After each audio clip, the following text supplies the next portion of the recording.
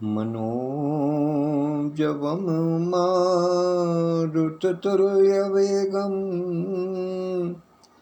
जितेन्द्रियं बुद्धिमतां वरिष्ठं वातात्मजं वानरयूथमुख्यं श्रीरामदूतं शरणं प्रपद्ये। श्रीरामदूतं शरणं प्रपद्ये। अतुलितबलधामं हेमशैलाभदेहं दनुजवनकृशानुं ज्ञानिनामग्रगण्यं सकलगुणनिधानं वानराणामधीशं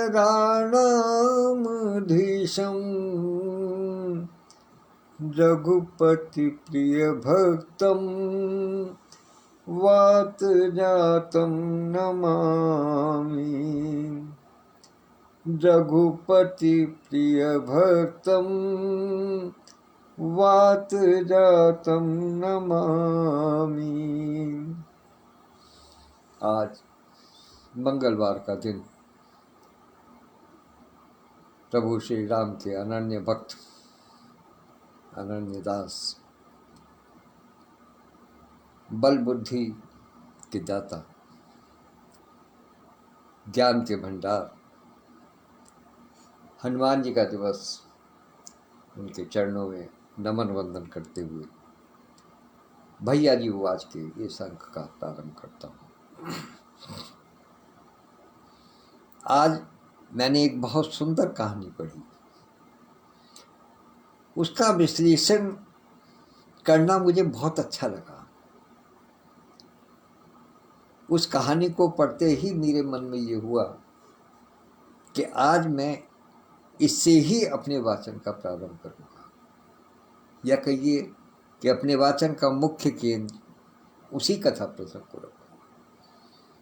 तो आइए पहले उस कथा प्रसंग में प्रवेश करते हैं और फिर बाद में उसका विश्लेषण की बात समझेंगे कि आखिर उसमें क्या है, ऐसा क्या था जो मुझे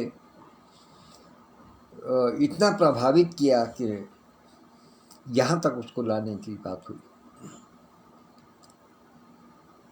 एक लड़की थी, उसने जब ग्रेजुएशन पास किया तो उसके पिता ने अपनी लड़की को पास बुलाकर कहा कि मैंने तुम्हारे लिए एक कार खरीद करके रखी है, अब तुम उसका प्रयोग कर सकती हो। तो लड़की ने कहा कि लेकिन उस कार की कीमत क्या है, मुझे तो पता चले। तो पिता ने कहा कि मैं तुम्हें बताता हूँ कि उसकी कीमत आपको किस प्रकार से पता चलेगी। आप उसको कार के शोरूम में ले जाइएगा और वहाँ मालूम कीजिएगा कि इसकी क्या कीमत है। लड़की ने अपने पिता की आज्ञा का पालन किया, गाड़ी के शोरूम पर गई। वहाँ जाकर के उसने कीमत मालूम की, वापस आकर के अपने पिता को बताया कि उसने इसकी कीमत $10,000 बताई है। क्या ठीक है? कहने लगे तुम्हें क्या लगता है? कहने लगे वो जो कह रहे होंगे ठीक ही कह रहे होंगे। उसने कहा अच्छा, अभी एक काम और करो, इस गाड़ी को लेकर के किसी मैकेनिक के पास जाओ जो मोटर मैकेनिक का काम करता है, उसके पास जाइए, उसको दिखाओ। क्या ठीक? वो लड़की गाड़ी को लेकर के मोटर मैकेनिक के पास गई। उसने उस गाड़ी को चारों तरफ से देखा, खोल के इंजन खोल करके देखा, ये देखा वो देखा, घूम फिर करके अच्छी तरीके से देख दाख करके कहा लड़की को कहा कि गाड़ी तो बहुत पुरानी है, इसमें तो बहुत सा काम करना पड़ेगा, इसकी यदि तुम कीमत पूछो तो मैं ज़्यादा से ज़्यादा $1000 दे सकती। लड़की ये सुनकर के, चूंकि उसको बेचनी तो थी नहीं, उसको तो अपने पिता की आज्ञा का पालन करना था, वो केवल मालूम करना चाहती थी कि आखिर उसकी क्या कीमत लगाई जा रही है। तो वापस आई, पिता को बताया कि उसने तो $1000 की कीमत बताई है। चले गए, अच्छा ठीक है, कोई बात नहीं। अब तुम इस गाड़ी को लेकर के, मैं तुम्हें एक स्थान बताता हूँ, वहां जाओ। कहने लगे वहां क्या है? कि वहां जो विंटेज कार कलेक्टर्स हैं वो लोग रहते हैं, उनका एक समूह है जो पुरानी गाड़ियों को पसंद करते हैं, वहां इसको लेकर के जाओ और वहां और मालूम करो कि वहां के लोग इसकी क्या कीमत देना चाहते हैं। लड़की गई, वहां लोग वहां देख करके उसको बहुत खुश हुए, बहुत प्रसन्न हुए, और वहां से फिर उस गाड़ी की कीमत जो मालूम करके आई वो घर पे, तो वो तो अति प्रफुल्लित थी ही। पिता ने पूछा कि तुम इतने प्रसन्न क्यों हो? तो उसने कहा कि मैं अंदाजा नहीं लगा सकती, उन्होंने इसकी कीमत $1,00,000 लगाई है, जबकि नए शोरूम वाला मुझे $10,000 दे रहा था, मिस्त्री मुझे केवल $1,000 में इसको खरीदना चाहता था, और वो स्थान ऐसा था जहां की इसकी कीमत $1,00,000 लगाई गई। तो उसने कहा ठीक है, अब आप इस बात को समझ लें कि आपकी गाड़ी की वास्तविक कीमत क्या है। वास्तविक कीमत किसी भी, अब गाड़ी की तो बात आपको छोड़ जाइएगा, अब ये कहानी तो, कथा प्रसंग तो यहीं समाप्त हो जाता है। अब आप इससे आगे बढ़ने का प्रयास कीजिएगा कि आखिर इस कथा प्रसंग को यहाँ रखने का मेरा उद्देश्य क्या था।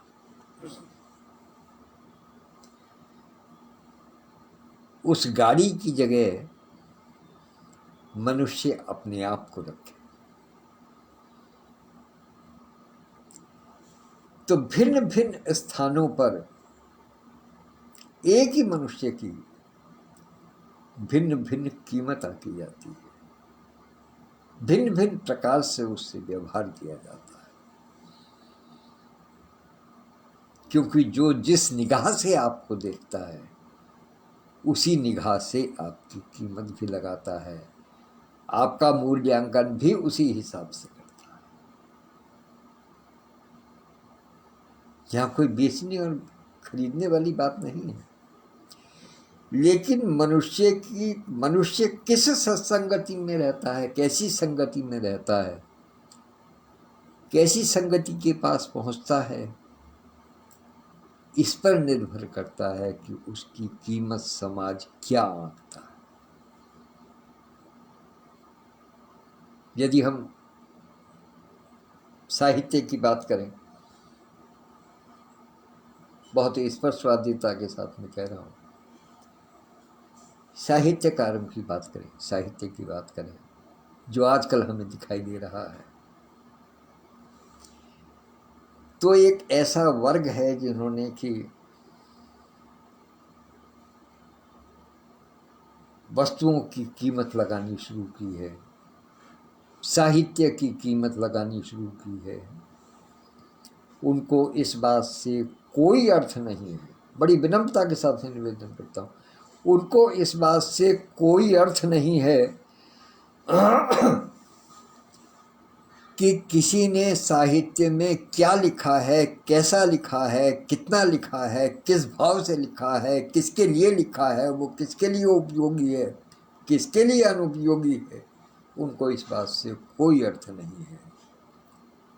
उनको अर्थ है तो केवल इस बात से कि उससे पैसा लेंगे और उसको सम्मान प्रदान कर देंगे। अर्थात आपने जो भी कुछ लिखा आपसे ले लेंगे और आपको एक सर्टिफिकेट प्रदान कर दिया जाएगा कि हाँ ये हमने ले लिया, तो वो एक कीमत की तरीके से मान लीजिएगा।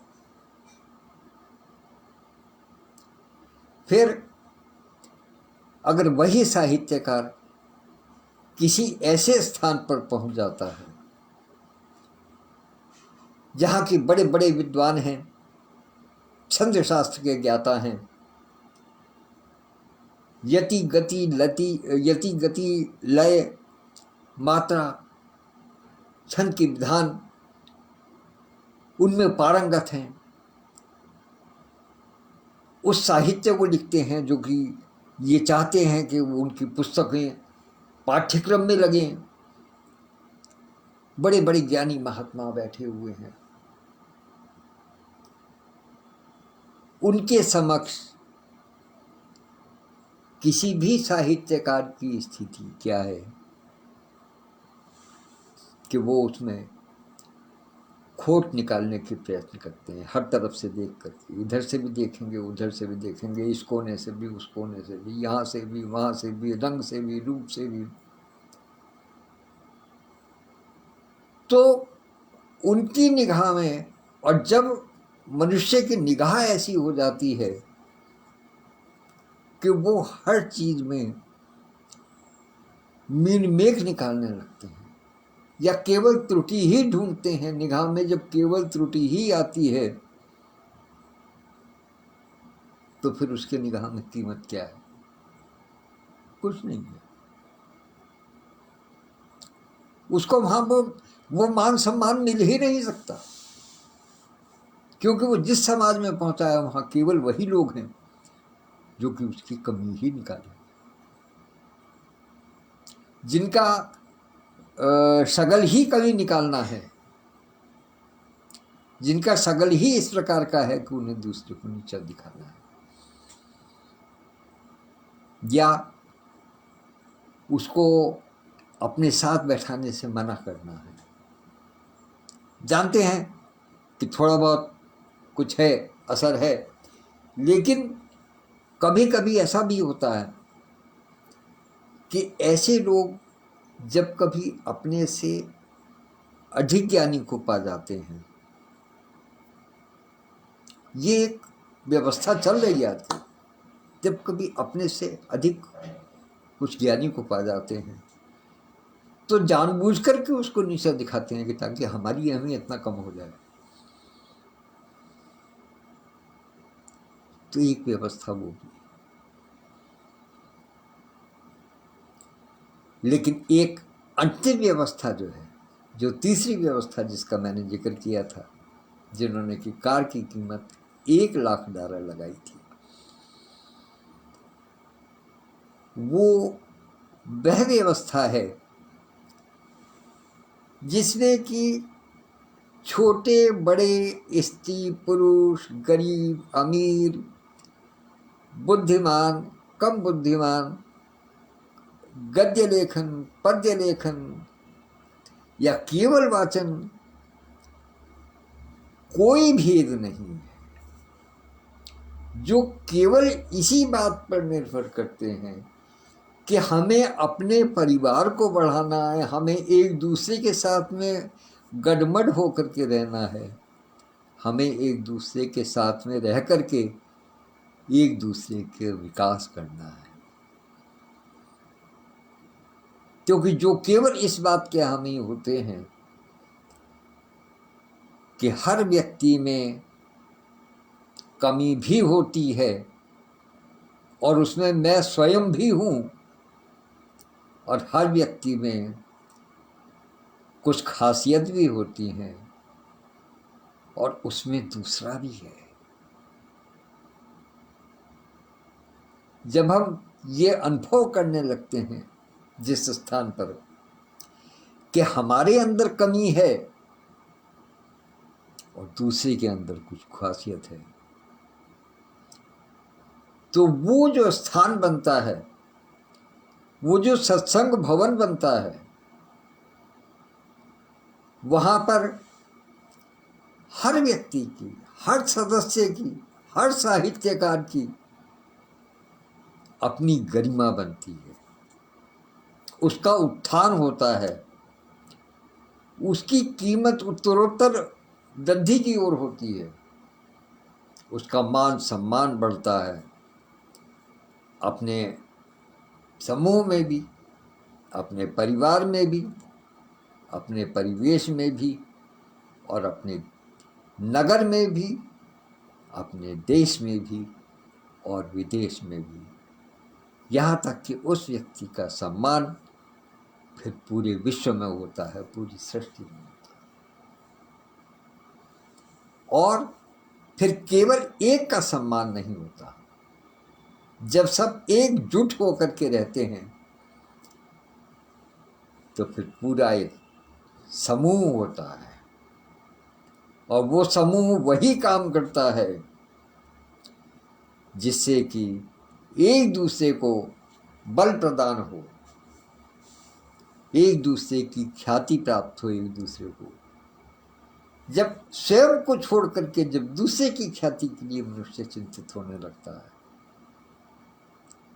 वो स्थान वो होता है जहां गाड़ी की कीमत $1,00,000 की होती है। और वो स्थान आज की तारीख में कहाँ है? अब मैं अपने मूल बिंदु पर आता हूं। वो स्थान आज की तारीख में डॉक्टर सत्या होपटॉक का पटल है, जहां किसी से किसी के प्रति किसी भी प्रकार की जरा सी भी तुलसी नहीं है। कहते हैं ना, आम का मौसम है, आजकल आम खाते होंगे, तो कहा जाता है, बहुत से लोग कहते हैं कि भाई दशहरी आम ले आओ। कि क्यों भाई, दशहरी ही क्यों? कह लेकिन उसमें जो है वो रेशा नहीं होता, उसमें तुलसी नहीं होती, बाकी सारे में थोड़ी थोड़ी थोड़ी थोड़ी होती है। तो तुलसी न होने की वजह से वो दांतों में कहीं अटकती नहीं है। और आम खाते हैं तो उसकी जो तुलसी होती है, उसका जो धागा सा होता है उसके अंदर, रेशे के अंदर, वो दांतों में अटक जाता है। तो ऐसे इस पटल पर किसी प्रकार की कोई तुलसी नहीं है, ये दशहरी आम की तरीके से है। एक बार आपने इसका स्वाद चख लिया तो उसके बाद में फिर इसके अलावा कोई दूसरा आम आपको पसंद नहीं आएगा। मैं ये नहीं कहता कि किसी का अनादर करें, सबके अपने अपने काम हैं, सब अपने अपने काम में लगे हुए हैं, लेकिन हमें जो काम पसंद है हम उसी काम को करेंगे ना। हम किसी दूसरे काम की तरफ को क्यों ध्यान देंगे? तो इसलिए हम उस परिवार में हैं, उस संयुक्त परिवार में हैं जिसमें सब एक दूसरे से कमतर स्वयं को मानते हैं, लेकिन एक दूसरे से बढ़कर है। इसका नाम है विनम्रता। क्या हम सब ने कभी अनुभव किया है कि एक वो व्यक्ति जिसने कि इस पूरे पटल को सजाया है, पूरे संसार का निर्माण किया है, डॉक्टर सत्यप्रकाश पांडे, कितनी बड़ी योग्यता रखते हैं, केवल शैक्षणिक रूप से नहीं बल्कि वाचिक रूप से, वाचन के रूप में, भाषण के रूप में, वैचारिक प्रवाह के रूप में, सामाजिकता के रूप में कितनी बड़ी योग्यता रखते हैं, जो उन्होंने इतना बड़ा संसार जो है वो सजाया हुआ है कि हम सब लोगों को जोड़ा है। लेकिन उनकी विनम्रता का भाव देखिएगा। जितने भी हमारे साथी हैं, जो भी यहाँ पर वाचन करते हैं या उनके साथ जुड़े हुए हैं, उनसे कितना विनम्र होकर के बात करते हैं। हमेशा सबको यही कहते हैं कि नहीं है, आप ही सब कुछ हैं, मैं कुछ नहीं। ये भाव जब आ जाता है तब वो स्थान फिर वास्तव में कहने लायक नहीं, पूजने लायक हो जाता है। और उस पूजने लायक स्थान पर जो हम एक अनुष्ठान करने जा रहे हैं, उसके लिए मैं आज पुनः इस पटल के माध्यम से अपने सभी मीट सदस्यों का आह्वान करता हूं कि आप आइए। ये वास्तव में वो स्थान है, ये वास्तव में वो परिवार है, ये वो सत्संग भवन है, या कहिए ये वो कारों को जांचने परखने वाले लोगों का समूह है जो विंटेज कार की $1,00,000 देता है, एक सम्मान इतना प्रदान कर देता है, इतना सम्मानित करता है अपने लोगों को, अपने साथियों को, कि वो नतमस्तक होकर के फिर उसको स्वीकार करते हैं, तो कीमत और बढ़ जाती है, कीमत और बढ़ती है। उस सम्मान को प्राप्त करने के लिए, स्वयं को गौरवान्वित अनुभव करने के लिए, स्वयं को सम्मानित अनुभव करने के लिए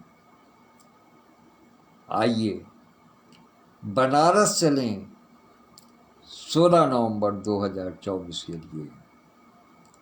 अभी से तैयारी करें, बात करें, सबको बताएं, अड़ोस में पड़ोस में, जानकारों को, रिश्तेदारों को, परिवार को, सबको बताएं, खुश होकर के बताएं कि 16 नवंबर को इस प्रकार का एक कार्यक्रम होने जा रहा है,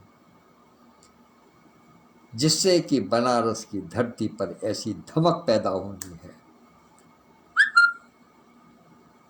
जो कि सबको सुनाई दे। प्रचार प्रसार करना किसका काम है? क्योंकि हम इस कार्यक्रम को समाज के लिए करना चाहते हैं, हम समाज में अपनी उपस्थिति दर्ज कराना चाहते हैं, तो इसके प्रचार प्रसार की जिम्मेदारी किसकी है? हम 5, 7, 10 लोगों की नहीं है, अकेले डॉक्टर सत्यप्रकाश पांडे की नहीं है, कुछ गिने चुने सदस्यों की नहीं है, ये हमारे सभी सदस्यों की है।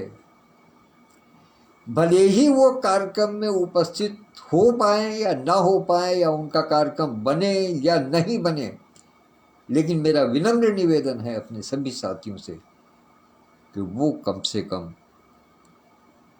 इसका प्रसंग अवश्य अपने साथियों के, अपने उठने बैठने वालों की, अपने मिलने वालों के, अपने रिश्तेदारों के बीच में इसको अवश्य उठाएं, और भूल कर भी किसी से ये ना कहें कि हमारा प्रोग्राम नहीं बनता रहा। ये कहना अपने आप में उचित नहीं है, क्योंकि जब हम ये कह देते हैं कि भाई हम तो मजबूर हैं, भाई हम तो जा नहीं सकते, तो फिर हम जिसको इस विषय में बताना चाहते हैं फिर उस पर वो असर नहीं होता। वो कहता है ठीक है, जब तुम ही नहीं जा रहे हो तो फिर हमें क्यों, हमें क्या कहना, हमें क्या कह रहे हो। हमेशा बात को सकारात्मक रूप में रखें कि ये कार्यक्रम इस प्रकार से होने जा रहा है, हमारी इच्छा है कि हम इसमें सम्मिलित अवश्य होंगे, बाकी ईश्वर की कृपा, जैसा समय जो कराएगा वो। तो निश्चित रूप से जो सामने वाला व्यक्ति है वो इस बात को सकारात्मक रूप से लेगा।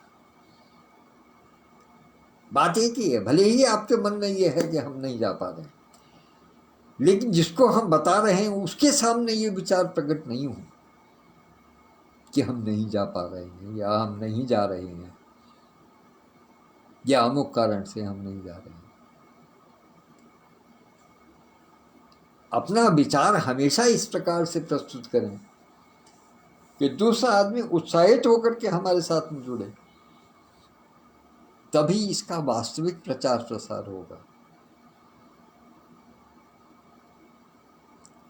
तो सबसे अनुरोध है कि सब इस पर अपना, इस दिशा में अपना कार्य करें और इस कार्यक्रम को, इस नव्य कार्यक्रम को नव्य भवन में भव्यता प्रदान करने के लिए अपना पूरा योगदान दें। इन्हीं शब्दों के साथ में मैं अपनी वाणी को विराम देता हूं और इस समय उपस्थित होने के लिए बहन तस्रीम फातिमा जी, आदरणीय विद्युत प्रभा चतुर्वेदी मंजू दीदी, आदरणीय विदुभूषण त्रिवेदी भाई साहब, डॉक्टर सत्यप्रकाश पांडे जी और आदरणीय डॉक्टर यति शर्मा भी उपस्थित हुई थी और कुछ समय के लिए लखनऊ से अस्थाना महेश प्रकाश जी भी, जो हमारे अग्रज हैं, बहुत मान सम्मान देते हैं, वो भी उपस्थित हुए थे। तो उन सब की उपस्थिति को सादर नमन करता हूँ, प्रणाम निवेदित करता हूँ और जो भी साथी सुन रहे हैं उन सबको आभार व्यक्त करता हूँ और सबका आवाहन करता हूँ, जो भी सुन रहे हैं उन सबका आवाहन करता हूँ कि आप मीट मेंबर हैं तो अपना पंजीकरण करा लें, क्योंकि सीट पहले आओ पहले पाओ के आधार पर है। और यदि किसी कारण से अभी तक मीट मेंबर नहीं है तो पहले मीट मेंबर बने, उसके बाद में फिर इसका पंजीकरण कराएं और फिर स्वयं अनुभव करें। हमारी कहने की आवश्यकता नहीं, फिर स्वयं अनुभव करें कि आप किस विशिष्ट स्थान पर पहुंच गए हैं। निश्चित रूप से आप ये जानेंगे, आप ये समझेंगे कि हमने वास्तव में इस कदम को उठा करके कितना बड़ा उपकार किया है अपने ऊपर। समूह हैं, चलते रहेंगे, परिवार हैं, चलते रहेंगे, सारी चीज़ें होती रहती हैं, लोग बाग आते रहते हैं, जुड़ते रहते हैं, बिछड़ते रहते हैं, कुछ सदस्य निष्क्रिय हो जाते हैं, कुछ सदस्य सक्रिय हो जाते हैं, वो सारी व्यवस्थाएं चलती रहती हैं। लेकिन यदि अंदर से एक अनुभव प्राप्त करना है उत्साह का, तो ये सही समय है।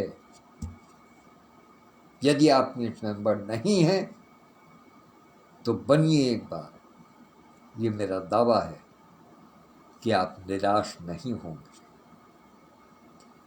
भले ही दूसरे पटल या दूसरे स्थान आपको मोटा लिफाफा प्रदान करते हों अपनी प्रस्तुति देने के लिए, लेकिन इस पटल पर जो आप प्रस्तुति देंगे उससे जो आपको मान की, सम्मान की, जो आपकी एक आत्मिक संतोष की धन प्राप्त होगा, वो उस मोटे लिफाफे से कहीं अधिक होगा। विश्वास रखिए, यकीन मानिए। इन्हीं शब्दों के साथ मैं अपनी वाणी को विराम देता हूँ। जो साथी जुड़े हुए हैं उनको सादर प्रणाम और जो बाद में जुड़ेंगे उनके लिए विशेष रूप से प्रणाम। धन्यवाद, नमस्कार। कल फिर मिलते हैं।